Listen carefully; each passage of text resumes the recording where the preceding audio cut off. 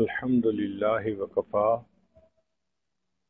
وسلام على عباده الذين اصطفى أما بعد أعوذ بالله من الشيطان الرجيم بسم الله الرحمن الرحيم إن الصلاة تنهى عن الفحشاء والمنكر سبحان ربك رب العزة عما يصفون وسلام على المرسلين والحمد لله رب العالمين اللهم صل على سيدنا محمد وعلى آل سيدنا محمد وبارك وسلم۔ انسان کے اوپر کچھ عبادات فرض ہیں، ان میں سے کچھ ایسی ہیں کہ جو ساری مخلوق پر لازم ہیں، جیسے اللہ کا ذکر ساری مخلوق کرتی ہے، صرف انسان ہی نہیں کرتا، ہوا میں پرندے بھی کرتے ہیں، پانی میں مچھلیاں بھی کرتی ہیں، ہر درخت کے سبز پتے بھی اللہ کا ذکر کرتے ہیں، سفید کپڑا صاف ستھرا کپڑا بھی اللہ کا ذکر کرتا ہے، جب میلا ہو جاتا ہے پھر ذکر بند کر دیتا ہے۔ جب پرندہ اللہ کا ذکر بند کرتا ہے پھر اس کو شکار کر لیا جاتا ہے۔ شجر حجر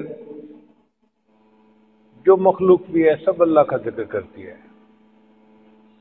وَإِن مِّن شَيْءٍ إِلَّا يُسَبِّحُ بِحَمْدِهِ وَلَٰكِن لَّا تَفْقَهُونَ تَسْبِيحَهُمْ۔ اللہ فرماتے ہیں جو کوئی بھی چیز ہے ہر چیز اللہ کو یاد کرتی ہے، تم اس کی تسبیح کو سمجھتے نہیں ہو، ہمیں نہیں سمجھ لگتی، ہم سمجھتے ہیں پرندے چہچہا رہے ہیں، وہ اپنے رب کو یاد کر رہے ہوتے ہیں۔ تو ذکر ایسی عبادت ہے کہ ساری مخلوق کرتی ہے۔ اسی طرح نماز بھی ایک ایسی عبادت ہے ساری مخلوق کرتی ہے، انسان تو پڑھتے ہی ہیں، ساری باقی مخلوق بھی پڑھتی ہے۔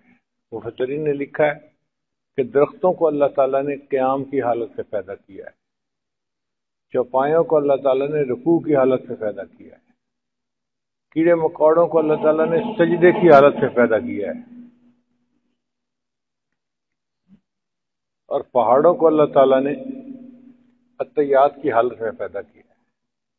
بس فرق یہ ہے کہ ان کو نماز کا ایک ایک رکن ملا ہے، اور انسان کو تمام ارکان کا مجموعہ ملا ہے۔ نبی اسلام نے ارشاد فرمایا کہ جب میں معراج پر گیا تو میں نے فرشتوں کو بھی نماز پڑھتے دیکھا۔ کچھ ایسے فرشتے تھے کہ جب سے پیدا ہوئے اس وقت سے وہ قیام کی حالت میں تھے، اور جب تک قیامت نہیں آئے گی وہ قیام کی حالت میں ہی رہیں گے۔ کچھ فرشتے رکوع کی حالت میں تھے، کچھ سجدے میں تھے۔ جو سجدے میں ہے وہ ہمیشہ سجدے میں ہی رہے گا، جو رکوع میں ہے وہ ہمیشہ رکوع میں رہے گا، جو عطیات میں ہے وہ صرف عطیات میں رہے گا۔ تو فرشتوں کو بھی حج کا ایک ایک رکن کرنے کا اللہ نے حکم دیا۔ انسان کی خوش نصیبی اللہ نے تمام ارکان کا مجموعہ انسان کو عطا فرمایا، تو ہم پوری نماز پڑھتے ہیں۔ اس لیے نماز کی اتنی اہمیت ہے کہ اللہ رب العزت نے باقی عبادات کو تو دنیا میں فرض فرما دیا، نماز کے لیے اللہ نے اپنے محبوب کو عرشوں پہ بلایا، اور اپنے پاس بلا کر اللہ نے نماز کا تحفہ عطا فرمایا۔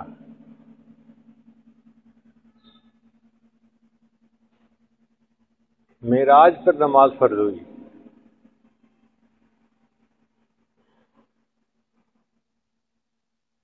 جب نبی علیہ الصلوۃ والسلام اللہ رب العزت کی خدمت میں حاضر ہوئے تو نبی علیہ الصلوۃ والسلام نے اللہ تعالیٰ کی خدمت میں سلام پیش کیے۔ ہم ایک دوسرے کو ملتے ہیں تو کہتے ہیں السلام علیکم، نبی علیہ السلام نے السلام علیکم نہیں کہا، اس لیے کہ ہمارے سلام کا مقصد ہوتا ہے اللہ آپ کو سلامت رکھے۔ ڈر ہوتا ہے موت کا، مصیبت کا، بیماری کا، پریشانی کا، تو ہم دعا دیتے ہیں بھئی اللہ تجھے سلامت رکھے۔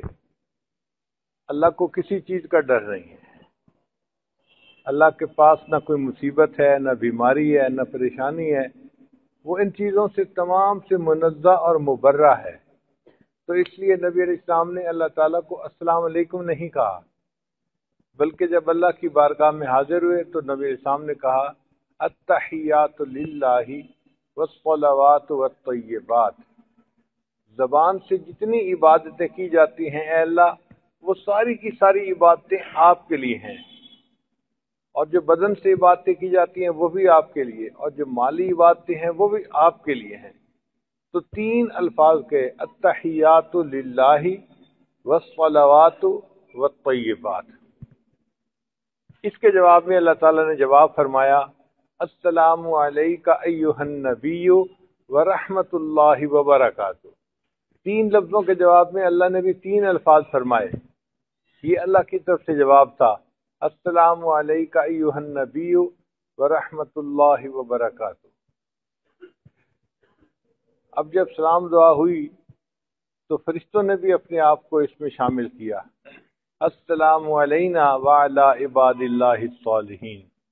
اور بعض مفسرین نے لکھا ہے کہ نبی علیہ السلام نے اپنی امت کو بھی ان دعاؤں میں شامل فرمایا، اور نبی علیہ السلام نے فرمایا السلام علینا وعلی عباد اللہ الصالحین۔ اب یہ اللہ نے نماز کا حصہ بنا دیا، ساری گفتگو یہ معراج کی تھی، اور اللہ نے اپنے حبیب صلی اللہ علیہ وسلم کو حکم دیا کہ آپ کی امت 50 نمازیں روزانہ پڑھے گی، اور نبی علیہ السلام نے ہاں کر دی، اور نبی علیہ السلام بڑے خوش واپس تشریف لائے کہ میری امت پر اللہ نے 50 نمازوں کا تحفہ دے دیا۔ راستے میں ایک جگہ حضرت موسیٰ علیہ السلام انتظار میں تھے، ان سے ملاقات ہوئی تو حضرت موسیٰ علیہ السلام نے پوچھا اے اللہ کے حبیب صلی اللہ علیہ وسلم، اللہ تعالیٰ نے آپ کو کوئی تحفہ دیا؟ نبی السلام نے خوشی خوشی بتایا میری امت کو 50 نمازوں کا تحفہ ملا۔ انہوں نے عرض کیا اے اللہ کے حبیب صلی اللہ علیہ وسلم، میری امت پر چند نمازیں فرض تھیں اور وہ بھی نہیں ادا کر سکتے تھے، 50 نمازیں تو ٹو مچ ہیں، آپ اللہ کی بارگاہ میں عرض کیجئے کہ اس میں تھوڑا ڈسکاؤنٹ مل جائے۔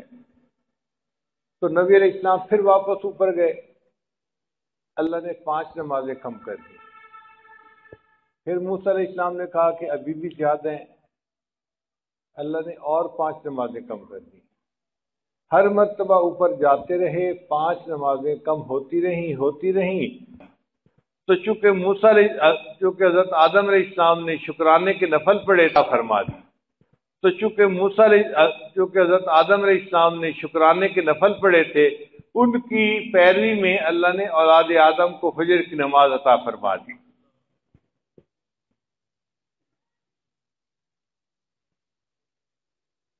پھر ظہر کے وقت نماز کیوں فرض فرمائی؟ اس لیے کہ ظہر کے وقت سورج جو ہے وہ ڈھلتا ہے، زوال پذیر ہوتا ہے، تو مومن کو یہ سبق دیا گیا کہ دیکھو چڑھتے سورج کی پیروی کرنے اور پوجا کرنے والے تو بڑے لوگ ہوتے ہیں، جب سورج ڈھل رہا ہو تو اس وقت اپنے رب کی پوجا کرو۔ ہم نہ سورج کی پرستش کرتے ہیں، نہ چاند کی کرتے ہیں، نہ کسی انسان کی کرتے ہیں، ہم صرف انسانوں کے پروردگار کی پرستش کرتے ہیں۔ اور پھر یہ بھی فرمایا کہ جو بندہ ظہر کی دھوپ میں اپنے گھر سے مسجد میں جایا کرے گا، اللہ اس کے بدلے اس کو قیامت کے دن کی دھوپ سے امن عطا فرمائیں گے۔ پھر عصر کے وقت نماز کیوں فرض فرمائی؟ کہ عصر کے وقت آدم علیہ السلام نے جنت میں گندم کا دانہ کھایا تھا، جو آدم علیہ السلام سے بھول ہوئی تھی نا وہ عصر کے وقت ہوئی تھی، تو اللہ نے فرمایا کہ آدم علیہ السلام سے بھول ہوئی تھی، میں نے معاف کر دی، ان کی اولاد میں سے جو بندہ عصر کی نماز پڑھے گا اس سے زندگی میں جو بھول ہوئی ہوگی میں اس کے بھی گناہوں کو معاف فرما دوں گا۔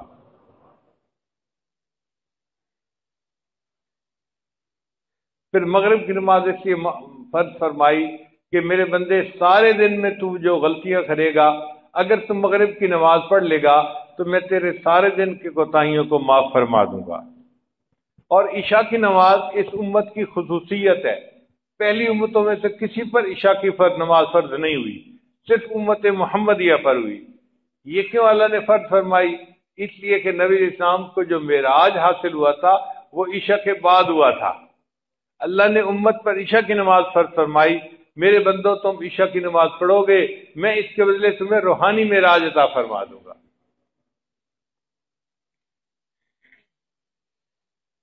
پھر سوال پیدا ہوتا ہے کہ نماز کی رکعتیں 2، 3 اور 4 کیوں ہیں؟ فجر میں 2 رکعت فرض ہے، مغرب میں 3 رکعت فرض ہے، عشاء میں، ظہر میں 4 رکعت فرض ہے، تو 2، 3، 4 رکعتیں فرض کیوں ہیں؟ کچھ اور ترتیب ہوتی۔ علماء نے جواب دیا اللہ نے فرشتوں کو پیدا فرمایا، جاعل الملائکۃ رسلا اولی اجنحۃ مثنی و ثلاث و رباع۔ اللہ قرآن مجید میں فرماتے ہیں کہ میں نے فرشتوں کو پیدا کیا، بعض کے 2 پر، بعض کے 3 پر اور بعض کے 4 پر۔ ان پروں سے فرشتوں کو پرواز نصیب ہوتی ہے اور وہ عرشوں کی سیر کرتے ہیں۔ میرے بندو، تم اس کے بدلے 2، 3 اور 4 رکعتیں ادا کرو گے، میں تمہیں بھی روحانی طور پہ پرواز عطا فرما دوں گا۔ پھر نماز کی جو فرض رکعتیں ہیں وہ 17 بنتی ہیں، 2 فجر کی، 4 ظہر کی 6 ہو گئی، پھر 4 عصر کی 10 ہو گئی، پھر 3 مغرب کی 13 ہو گئی اور 4 عشاء کی 17 رکعتیں بن گئی۔ تو 17 رکعتیں فرض کیوں فرمائی؟ علماء نے لکھا کہ جب نبی علیہ السلام معراج پر تشریف لے گئے تو انہوں نے 17 چیزوں کی سیر فرمائی تھی، 8 جنتوں کی، 7 دوزخ کے حصوں کی، 8 اور 7 15، اور ایک عرش اور ایک کرسی۔ تو 17 رکعتوں کی اللہ نے سیر کروائی اپنے محبوب کو۔ تو فرمایا کہ میرے محبوب، میں نے آپ کو 17 چیزوں کی سیر عطا فرمائی، آپ کی امت دن میں 17 رکعتیں پڑھے گی، میں ان کو بھی روحانی معراج عطا فرما دوں گا۔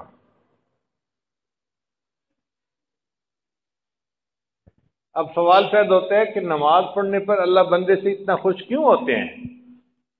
بھئی نماز اللہ کی عبادت ہے اور اللہ کو عبادت والا بندہ پسند آتا ہے، جو اللہ کے سامنے ہاتھ باندھ کے کھڑا ہو، اللہ کے سامنے ادب کی حالت میں کھڑا ہو، جھکے اللہ کے سامنے، اس کے قدموں پہ سر رکھے، اللہ کو وہ بندہ پیارا لگتا ہے، اس لیے نمازی انسان اللہ کو محبوب ہوتا ہے۔ علماء نے اس میں ایک اور نقطہ بھی لکھا ہے کہ نمازی جب نماز پڑھ رہا ہوتا ہے تو اس کی اگر شکل کو دیکھیں تو وہ احمد کا لفظ بن رہا ہوتا ہے۔ قیام کی حالت میں ہم الف کی حالت میں ہوتے ہیں، رکوع کی حالت میں ہم ہا کی حالت میں ہوتے ہیں، سجدے کی حالت میں میم کی حالت میں ہوتے ہیں، اور اتحیات کی حالت میں دال کی شکل میں ہوتے ہیں۔ تو ہم نماز پڑھتے ہیں لیکن ہمارا جسم اللہ کے محبوب کے نام کی شکل بنتی ہے، اللہ کو بندہ بھی پیارا لگتا ہے، تو نے میرے محبوب کے نام کی شکل بنائی، میرے بندے میں تجھ سے راضی ہو گیا۔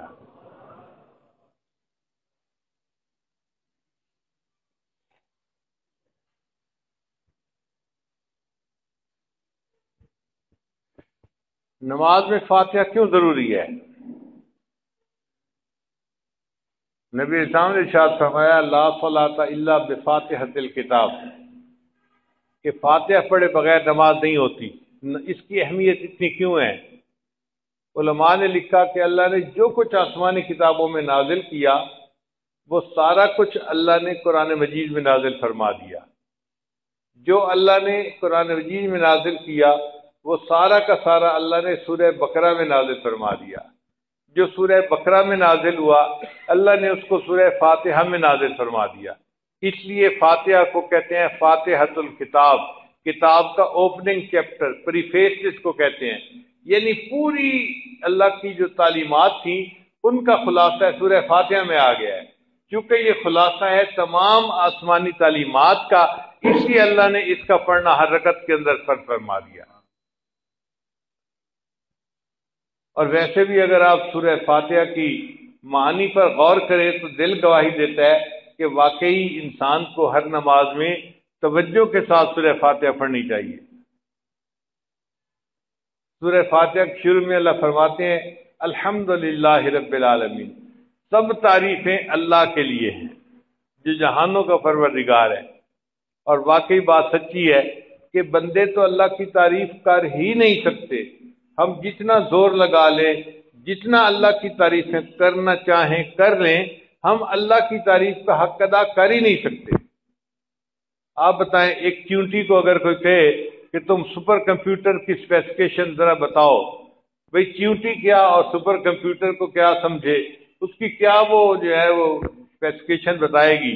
وہ تو کوئی عقل والا انسان ہو جو اس کے بارے میں بتا سکے، چیونٹی نہیں بتا سکتی۔ جس طرح چیونٹی سپر کمپیوٹر کی اسپیسیفکیشن کے بارے میں کچھ نہیں بتا سکتی، ہم انسان ہیں، ہم اللہ تعالیٰ کی عظمت کے بارے میں کچھ نہیں بتا سکتے۔ اوقات ہی نہیں ہے کہ ہم اللہ کی عظمت بیان کر سکیں۔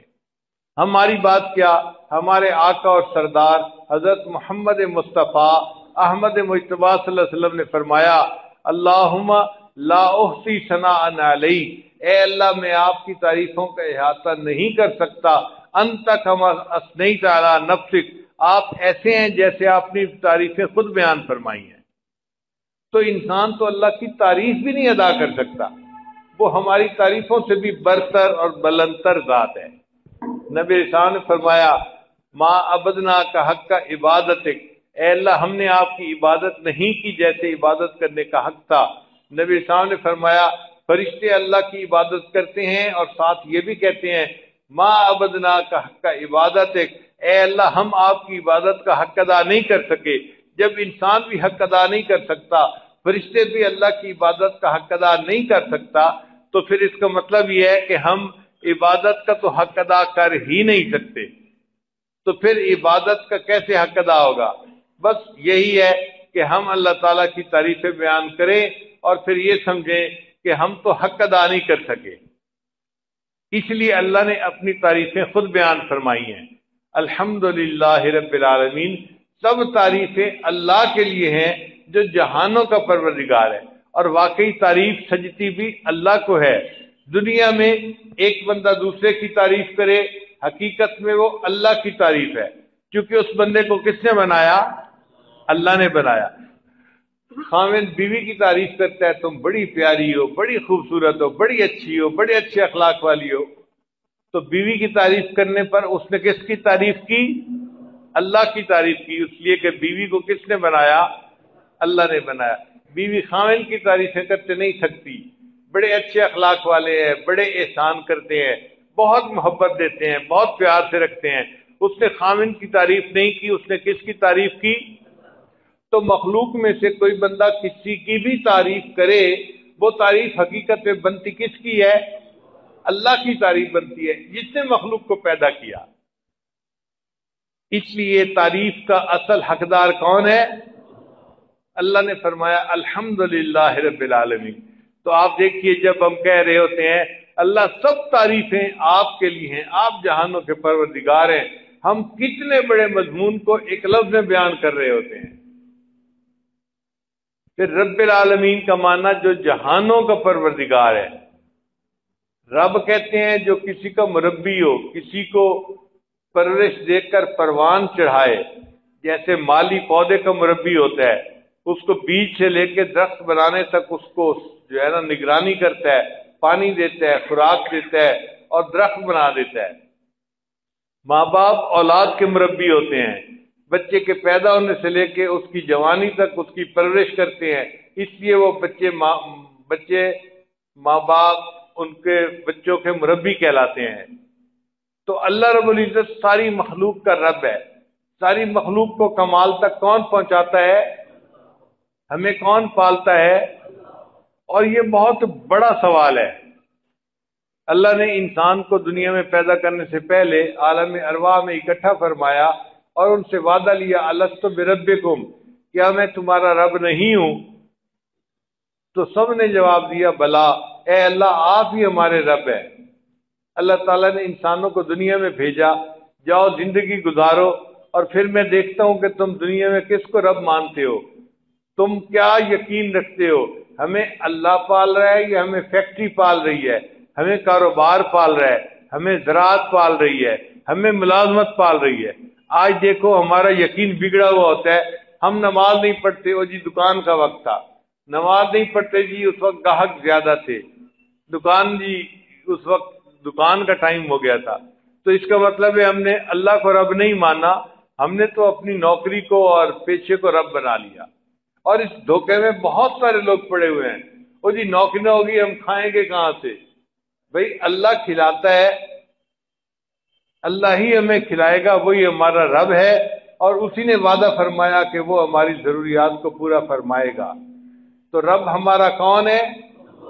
یہ یقین بنانے کی ضرورت ہے۔ دعوت و تبلیغ میں جب نکلتے ہیں تو یہی تو یقین بنواتے ہیں کہ اللہ سے سب کچھ ہونے کا یقین، مخلوق سے کچھ نہ ہونے کا یقین۔ اللہ سب کچھ کر سکتے ہیں چیزوں کے بغیر، چیزیں کچھ نہیں کر سکتی ہیں اللہ کے بغیر۔ یہ یقین ہم دنیا میں پیدا کر لیں گے اور اللہ کو اپنا رب سمجھیں گے تو پھر ہم ہدایت پر ہوں گے۔ اسی لیے اللہ سے دعا مانگنی ہو نا تو رب کے لفظ سے مانگنی چاہیے۔ بچہ اپنی ماں کو امی امی جب کہتے ہیں نا تو ماں کی مامتا جوش میں آ جاتی ہے۔ اگر بچہ فرض کو ماں کا نام لے کے روئے فاطمہ فاطمہ فاطمہ تو ماں پہ وہ اثر ہوگا جو ہونا چاہیے۔ لفظ فاطمہ نام ہے ماں کا، مگر وہ اس پر وہ اثر نہیں ہوگا جو امی کے نام کا اثر ہوتا ہے۔ کیوں کہ امی کے نام سے ماں کو یہ میسج ملتا ہے، بچہ کہتا ہے کہ تم وہ ہو جو میری پرورش کی ذمہ دار ہو، میں تمہیں پکار رہا ہوں۔ پھر ماں دوڑی ہوئی آتی ہے کہ بچے کی ضرورت کو پورا کرنا میری ذمہ داری ہے۔ اسی طرح جب ہم اللہ سے مانگتے ہیں دعائیں اور رب کے نام سے مانگتے ہیں تو اللہ تعالیٰ فرماتے ہیں میرے بندے نے مجھے ایسے نام سے پکارا کہ میں نے اس کی ذمہ داری لی تھی پرورش کرنے کی، اب اس کی ضروریات کو پورا کرنا میری ذمہ داری ہے۔ یہ مجھے رب رب کہہ کے پکار رہا ہے، میں اس کی دعا کو قبول کرتا ہوں اور اس کی ضروریات کو پورا کر دیتا ہوں۔ اس لیے قرآن مجید میں جتنی دعائیں ہیں، ربنا آتنا فی الدنیا حسنہ، ربنا لا تزغ قلوبنا بعد اذ ہدیتنا، ربنا هب لنا من ازواجنا وذرياتنا قرۃ اعین واجعلنا للمتقین اماما۔ اکثر دعائیں ربنا کے لفظ سے سکھائی گئی ہیں، کیونکہ رب کے لفظ سے دعا مانگنا اللہ کو پسند ہے، اللہ کو اچھا لگتا ہے۔ اس لیے بندہ جب دنیا سے فوت ہوگا تو قبر میں سب سے پہلا کوشچن کیا پوچھیں گے؟ دو فرشتے آئیں گے، پوچھیں گے من ربک، تیرا رب کون ہے؟ تو یہ سبق ہمیں دنیا میں یاد کرنا ہے۔ جس کو یاد ہوگا قبر میں جب پوچھیں گے تو وہ کہے گا اللہ میرا رب ہے، اور جس کو یاد نہیں ہوگا، جو کھیتی کو رب سمجھے گا، اپنی نوکری کو یا اپنی فیکٹری کو رب سمجھے گا، وہ کہے گا ہاں لا ادری، مجھے نہیں پتا میرا رب کون ہے۔ اس لیے اس سبق کو یاد کرنا ضروری ہے۔ تو الحمدللہ رب العالمین، سوچیں اس ایک چھوٹی سی آیت میں کتنے بڑے مضمون کو اللہ نے بیان فرما دیا۔ پھر اللہ کی ربوبیت دو طرح کی ہوتی ہے، ایک جمال والی، ایک جلال والی۔ تو اللہ تعالیٰ کی ربوبیت دونوں طرح کی ہے، رحمت والی بھی ہے اور رحمانیت والی بھی ہے۔ دیکھیں ماں کے اندر رحیمیت کی صفت ہوتی ہے، محبت زیادہ ہوتی ہے۔ بچہ ضد بھی کرے، بدتمیزی بھی کرے، ماں کے بال بھی کھینچے، ماں کو تھپڑ بھی لگا دے تو ماں اسے معصوم سمجھتے ہوئے اس کا ہاتھ چوم لیتی ہے۔ بھئی حق تو یہ بنتا تھا، اس بچے نے ماں کو تھپڑ لگایا، وہ اس کے جواب میں 2 تھپڑ اس کو لگاتی، مگر ماں ہے نا، وہ بچے کو نادان سمجھ کے اس کا ہاتھ چوم لیتی ہے۔ یہ رحیمیت کی صفت ہے۔ اور ایک ہوتی ہے رحمانیت کی صفت، وہ باپ کے اندر ہوتی ہے کہ باپ بچے کی ضرورتیں پوری بھی کرتا ہے اور تربیت بھی کرتا ہے، اور اگر کوئی چیز تلقین کرنی ہو تو شیر کی آنکھ بھی دیکھتا ہے، تھپڑ بھی لگا دیتا ہے، تو بچے کو باپ کا ڈر ہوتا ہے۔ یہ رحمانیت کی صفت ہے جو اللہ نے باپ کو عطا فرما دی، اور رحیمیت کی صفت اللہ نے ماں کو عطا فرما دی۔ تو اللہ نے آگے فرمایا الحمدللہ رب العالمین الرحمن الرحیم، اللہ رحمان بھی ہے، رحیم بھی ہے، اس کے پاس رحمانیت کی صفت بھی ہے اور رحیمیت کی صفت بھی ہے۔ پھر مالک یوم الدین، وہ قیامت کے دن کا مالک ہے۔ ایک ہوتا ہے قیامت کے دن کا منصف ہونا، جج ہونا۔ جج کسی کی فیور نہیں کر سکتا، اس کے ہاتھ بندھے ہوتے ہیں قانون کے سامنے، وہ کہتا ہے جی میں مجبور ہوں، میں کچھ نہیں کر سکتا قانون کے آگے۔ تو اللہ فرماتے ہیں کہ میں صرف منصف ہی نہیں ہوں قیامت کے دن کا، میں قیامت کے دن کا مالک ہوں۔ اور مالک کو اختیار ہوتا ہے، وہ جس کو چاہے معاف کر دے یا جس کو چاہے سزا دے۔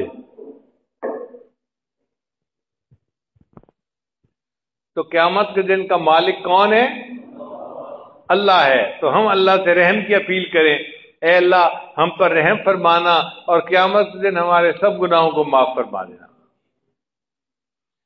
اب مالک یوم الدین کہنے کے بعد پھر نمازی کہتا ہے ایاک نعبد، اے اللہ ہم آپ ہی کی عبادت کرتے ہیں، و ایاک نستعین، اور آپ ہی سے مدد مانگتے ہیں۔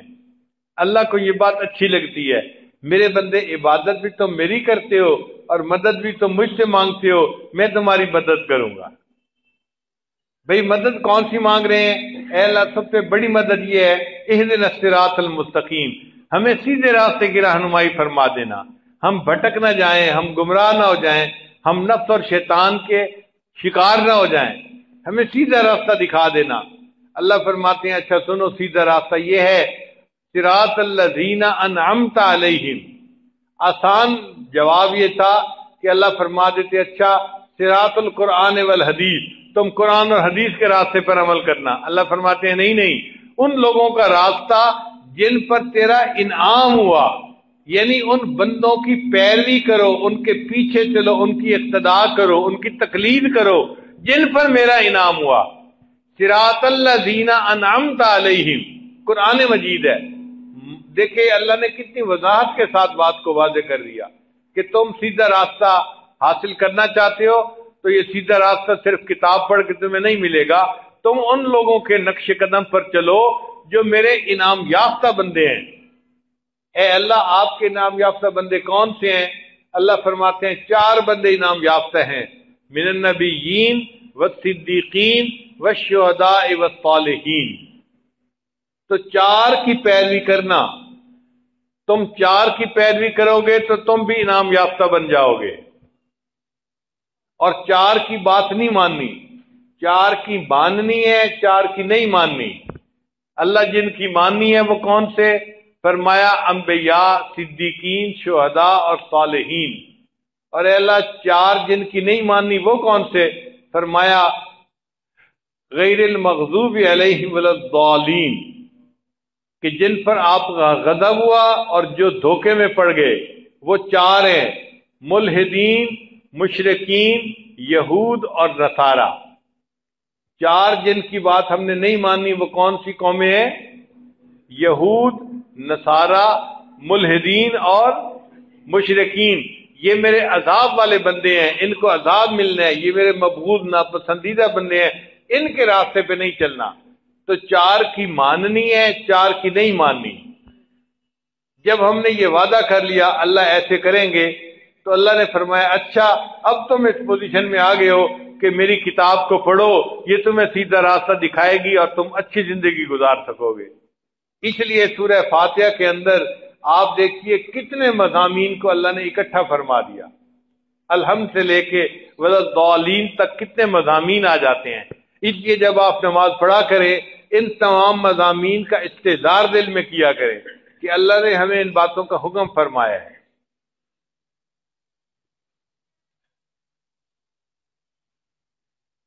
اب آخری بات کہ نماز کا اپنا ایک لطف اور مزہ ہے۔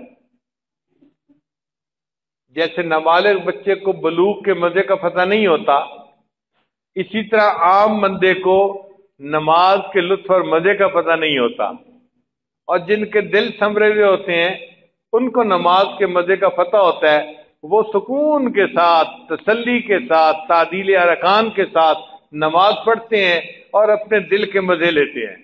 نبی اسلام نے فرمایا حبب الی من دنیاکم ثلاث، مجھے دنیا میں 3 چیزیں بہت پیاری لگتی ہیں۔ ایک فرمایا کہ مجھے خوشبو اچھی لگتی ہے، دوسرا فرمایا مجھے بیوی اچھی لگتی ہے، اور تیسرا فرمایا کہ مجھے نماز اچھی لگتی ہے، وہ تو میری آنکھوں کی ٹھنڈک ہے۔ اور دیکھیے نبی علیہ السلام کی اس بات میں کتنی گہرائی ہے کہ انسان خوشبو لگاتا ہے جب جسم صاف پاک ہو جاتا ہے، نہا لیتا ہے تب خوشبو لگاتا ہے نا۔ کسی کو دیکھا کہ جو پہلے خوشبو لگایا اور بعد میں نہائے، پہلے نہاتا ہے بعد میں خوشبو لگاتا ہے، تو اس کا مطلب یہ کہ خوشبو لگانے سے جسم معطر ہو گیا۔ پھر انسان اگر بیوی سے ملاقات کرتا ہے تو اس سے انسان کا دماغ معطر ہو جاتا ہے، صاف ہو جاتا ہے، وساوس، یہ ادھر ادھر کی باتیں، شیطانی نفسانی خیالات ختم ہو جاتے ہیں، کیونکہ وہ اپنی شہوت کو اپنی بیوی سے پورا کر چکا ہوتا ہے۔ تو بیوی سے ملاقات سے اللہ نے دماغ کو پاک کر دیا اور خوشبو کے استعمال سے جسم کو پاک کر دیا۔ پھر جب انسان نماز پڑھتا ہے تو نماز سے اس کا دل پاک ہو جاتا ہے۔ لہذا تین چیزیں جو بندے کا جسم پاک کرتی تھی، دماغ پاک کرتی تھی، دل پاک کرتی تھی، نبی علیہ السلام نے فرمایا مجھے دنیا میں یہ تین ہی باتیں بہت پیاری لگتی ہیں۔ اس لیے نماز کی عادت بنا لینی چاہیے تاکہ اللہ تعالیٰ کے حضور ہمیں قیامت کے دن اس نماز کا اجر نصیب ہو جائے۔ یاد رکھنا سجدے کی ابتدا فرشتوں سے ہوئی تھی۔ اللہ نے ان کو حکم دیا تھا آدم علیہ السلام کو سجدہ کرو، اسجدوا لآدم، اور فرشتوں نے سجدہ کیا تھا۔ شیطان نے سجدہ نہیں کیا تھا تو شیطان کو اللہ نے دھتکار دیا تھا۔ اور سجدے کی انتہا قیامت کے دن انسانوں پر ہوگی۔ حدیث پاک میں آتا ہے اللہ سب انسانوں کو قیامت کے دن اپنے سامنے کھڑا کریں گے اور حکم فرمائیں گے یدعون الی السجود، ان کو سجدہ کرنے کا حکم دیا جائے گا۔ جو نمازی ہوں گے وہ قیامت کے دن سجدہ کر سکیں گے، جو نمازی نہیں ہوں گے ان کی ریڑھ کی ہڈی اتنی سخت ہوگی کہ وہ جھک ہی نہیں سکیں گے، اور سجدہ نہ کرنے کی وجہ سے ان کو جہنم میں بھیج دیا جائے گا۔ اس لیے قرآن مجید میں ہے کہ جہنمی جب جہنم میں جل رہے ہوں گے تو فرشتے حیران ہوں گے کہ یہ کیسے بندے ہیں، ان کو پتہ نہیں تھا کہ جہنم اتنی سخت ہے، اتنی آگ ہے، اتنا عذاب ہے۔ وہ ان سے پوچھیں گے کہ ما سلککم فی سقر، تمہیں کس عمل نے جہنم میں پہنچا دیا؟ جہنمی جواب دیں گے لم نکن من المصلین، ہم بے نمازی تھے، بے نمازی ہونے کی وجہ سے ہمیں جہنم کے اندر ڈال دیا گیا۔ تو بے نمازی آدمی جہنم کا ایندھن بنے گا۔ ہم اس گناہ سے توبہ کر لیں اور نماز کو باقاعدگی سے ادا کرنے کی نیت کر لیں، اور بالخصوص سجدہ جب کریں تو سکون کے ساتھ یوں سمجھیں کہ جیسے اپنے آقا کے قدموں پہ سر ہی رکھ دیا ہے۔ ایک بزرگ تھے مولانا یحییٰ رحمۃ اللہ علیہ، لمبا سجدہ کرتے تھے۔ کسی نے پوچھا حضرت اتنا لمبا سجدہ کیوں کرتے ہیں؟ تو فرمایا کہ مجھے ایسے محسوس ہوتا ہے کہ میں نے اپنے آقا کے قدموں پہ سر رکھ دیا، اب میرا سر اٹھانے کو دل ہی نہیں چاہتا۔ ہم بھی کوئی ایسا سجدہ کریں کہ ہمیں بھی کیفیت یہی نصیب ہو جائے۔ یہ یاد رکھنا آج ہم یعنی غائب کے سجدے کرتے ہیں، تصور کے سجدے کر رہے ہوتے ہیں۔ قیامت کا دن ایک آنے والا ہے جب ہم شہود کا سجدہ کریں گے، اللہ کا دیدار بھی ہو رہا ہوگا اور اللہ کے سامنے سجدہ کر رہے ہوں گے۔ اصل مقصود وہ ہے ہمارا قیامت کے دن۔ لیکن جو بندہ آج غیب کے سجدے کرے گا کل اسی کو شہود کا سجدہ کرنا نصیب ہوگا۔ شاعر کہتا ہے میری زندگی تو فراق ہے، وہ ازل سے دل میں مکیں سہی، وہ نگاہ شوق سے دور ہے، رگ جاں سے لاکھ کریں سہی۔ ہم دعا مانگتے ہیں اللہ ہمیں بیت اللہ پہنچا دے، ہر بندہ نہیں پہنچ سکتا۔ تو شاعر کہتا ہے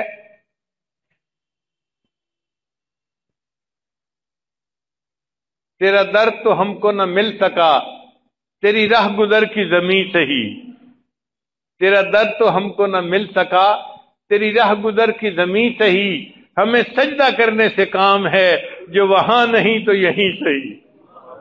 اے اللہ ہم نے تو سجدہ ہی کرنا ہے نا، آپ نے نہیں وہاں پہنچایا، کوئی بات نہیں، ہم یہیں آپ کے سامنے سجدہ ریز ہوتے ہیں۔ سر طور ہو سر حشر ہو ہمیں انتظار قبول ہے۔